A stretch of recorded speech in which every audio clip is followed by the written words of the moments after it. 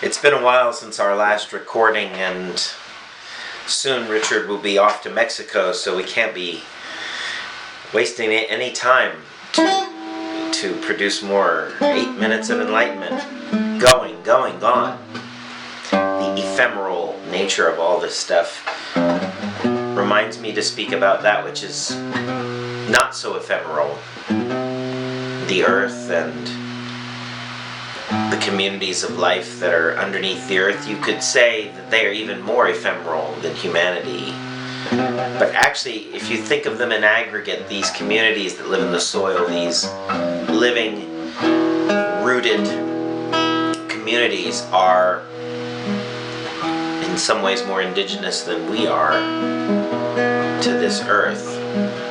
And by learning how it is our lives actually stem from the more ancient communities like the mineral kingdoms and the bacteriological and fungal webs that are underpinning our food system and our ecosystems that support life on this planet. These are our ancestors in a very real sense, because they've been feeding us and they've been sequestering carbon from the atmosphere and building the soils that literally feed our very lives.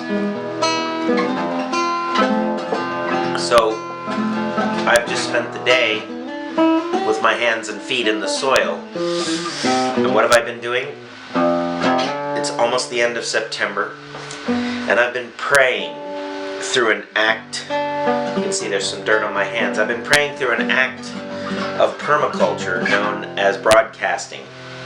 I've been throwing seeds out for the very last time this year, because as long as the nighttime temperatures do not drop below 40 degrees, it is still possible to generate another wave of life forms to populate my permaculture garden, where I spend many hours building the soil layers with new carbon and going around town and collecting waste materials, putting them back into the soil so that fertility may result. Of course, this is a metaphor for life as a whole, but more importantly, it's an alchemical act to generate fertility somewhere and to take advantage of it by mixing the seed and the soil together, adding water, and seeing what biodiversity results, what abundance results for people to enjoy.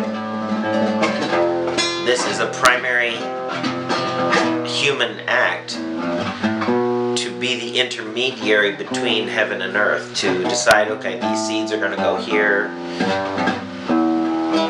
Mix the cauldron of ingredients necessary to grow the next generation of seeds that will then be passed on. This is our link with antiquity and, in many ways, the bridge to the future.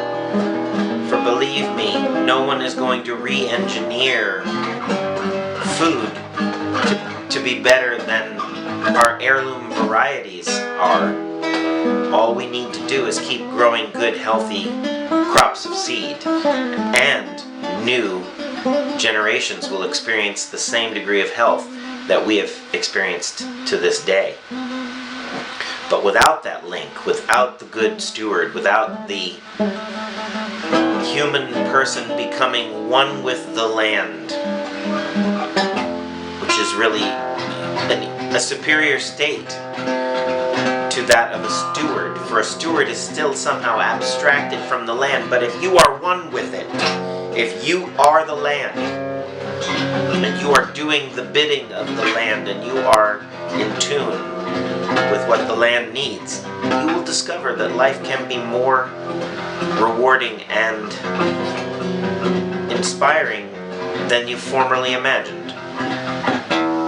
For something in your ancestral memory will be awakened. Something of your role as a link in the chain of eternity. Something is awakened. And it reminds us that we are more than mere individuals, that we are part of a continuum of life, and that we very literally touch the future and the past in this way, very directly. Seeds could very well become scarce. Therefore, you, as a seed saver and cultivator of foodstuffs, are providing an invaluable service to the future. It may be that you are the difference between humanity starving and humanity eating, because you cannot trust the industrial agriculture system to uphold humanity's hopes in this regard.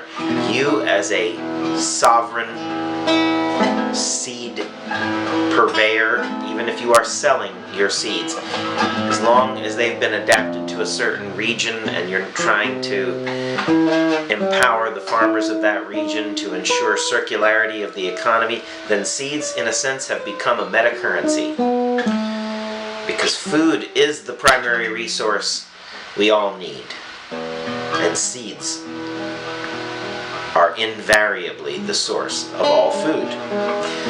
So there is nothing more fundamental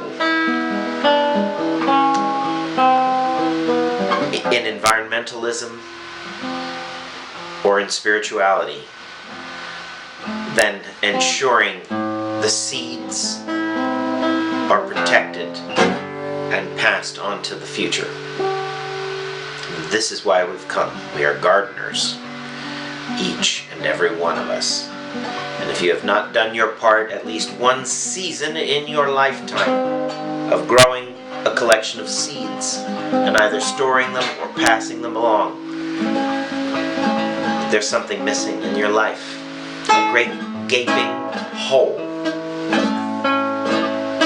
For knowledge is born upon the seeds. Wisdom is taken in through the mouth and through the many microorganisms and micronutrients that penetrate our very skin. Spend some time in the garden, if not this season, then next. And remember, the soil is the beginning of all life.